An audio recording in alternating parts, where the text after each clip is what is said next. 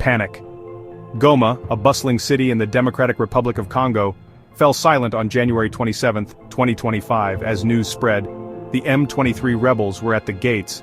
This wasn't just another skirmish, it felt different, like the rebels were here to stay.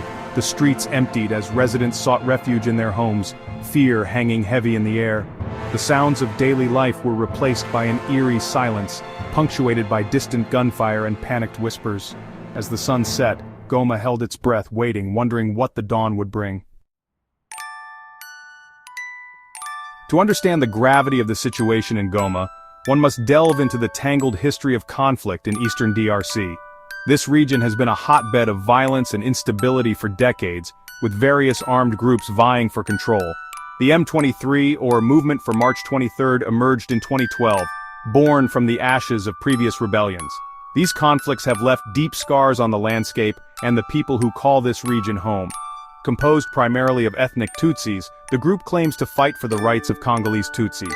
However, their actions have often exacerbated the suffering of civilians, leading to widespread displacement and humanitarian crises. The narrative of fighting for ethnic rights masks a more complex reality rooted in regional power struggles and competition for resources. The involvement of neighboring countries has further complicated the situation. Eastern DRC, rich in minerals, has long been a battleground for armed groups, both domestic and foreign. The lucrative mineral trade fuels the conflict, with various factions seeking to control these valuable resources.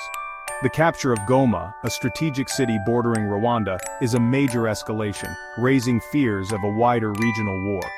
The city's location makes it a key point of contention, and its fall could have far-reaching consequences.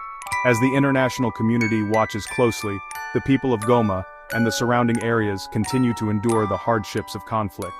The future remains uncertain, and the need for a lasting solution has never been more urgent. As the dust settles in Goma, a city that has seen its fair share of turmoil and conflict over the years, all eyes are on Rwanda, a nation that has often been at the center of regional politics and power struggles. The small but powerful nation shares a border with the Democratic Republic of Congo, a border that has been a flashpoint for tensions and conflict. The DRC government has accused Rwanda of orchestrating the M23's advance, a rebel group that has caused significant instability in the region. They claim that Rwanda is providing the rebels with weapons, logistical support, and even training, fueling the conflict. These accusations, however, are strongly denied by Rwanda, which insists that it has no involvement in the conflict. Yet eyewitness accounts from Goma residents suggest otherwise, with many claiming to have seen Rwandan forces aiding the rebels. Rwanda dismisses these claims as baseless propaganda, arguing that the DRC government is using Rwanda as a convenient scapegoat for its own failures. The accusations and counter-accusations have only served to heighten tensions between the two nations, with each side blaming the other for the ongoing violence. The international community has expressed deep concern over the allegations of Rwandan involvement, calling for an independent investigation to uncover the truth. Rwanda's shadow looms large over the crisis in Goma, casting a pall over the already troubled region. The actions of both nations in the coming months will have a profound impact on the region's future, determining whether peace or further conflict will prevail. The fall of Goma is not just a local crisis, it is a regional security threat with the potential to ignite a wider war in Central Africa. This city, located in the eastern part of the Democratic Republic of Congo, has long been a flashpoint for conflict. Its strategic importance cannot be overstated, as it serves as a gateway to the rest of the region. The capture of Goma by the M23 rebel group has sent shockwaves throughout the Great Lakes region, raising fears of a domino effect that could destabilize neighboring countries.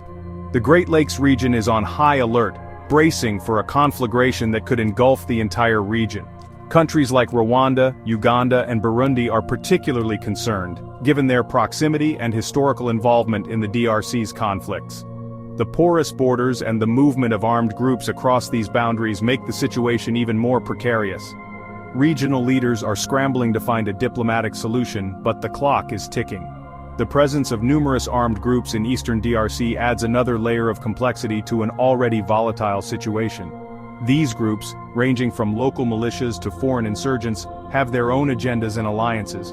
The dense forests and rugged terrain provide them with a sanctuary, making it difficult for government forces to root them out. The M23's recent victories could embolden these groups, leading to an escalation in violence. These groups, often fueled by ethnic tensions and competition for resources, could be emboldened by the M23's success. The eastern DRC is rich in minerals like gold, tin, and coltan, which are highly sought after on the global market. Control over these resources has been a major driver of conflict, with various factions vying for dominance.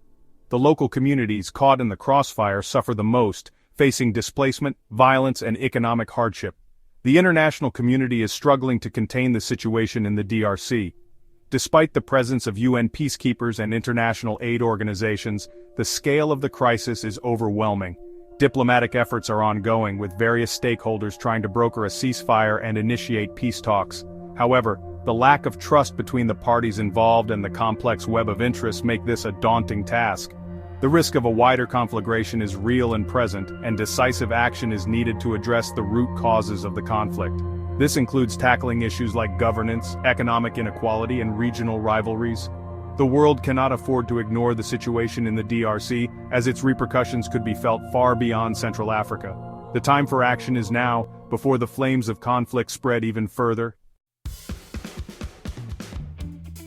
The international community has responded to the capture of Goma with a mix of condemnation, concern, and calls for restraint. The United Nations Security Council has held multiple emergency meetings, issuing statements condemning the M23's offensive.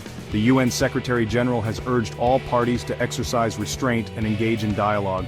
The African Union, the European Union, and several countries have also issued statements calling for a peaceful resolution. Despite the international outcry, concrete action has been limited. The international community's response has so far been long on words and short on action. Behind the headlines lies a human tragedy of immense proportions. The conflict in eastern DRC has had a devastating impact on the civilian population. Thousands have been displaced, fleeing the fighting and seeking refuge in overcrowded camps. The humanitarian situation was already dire before the latest M23 offensive. The ongoing violence has made it increasingly difficult for aid agencies to reach those in need.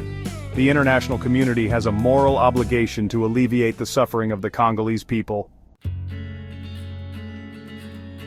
As the sun rises each day over Goma, it illuminates a city grappling with uncertainty and fear.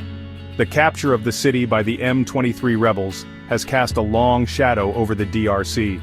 The road ahead for Goma and the DRC is fraught with challenges. Negotiations between the rebels and the government remain stalled. The international community has yet to find a cohesive and effective strategy to address the crisis.